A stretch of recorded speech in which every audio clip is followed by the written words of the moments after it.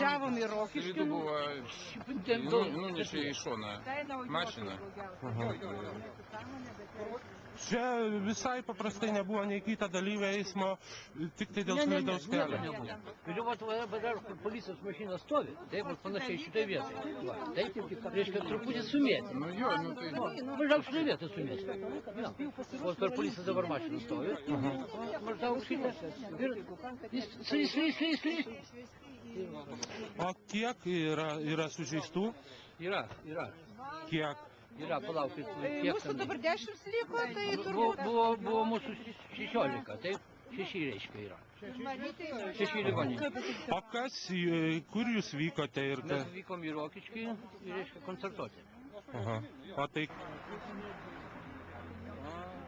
Nu tai reikia palauk, Dariaus tada. Ne, tai jūsų vienas...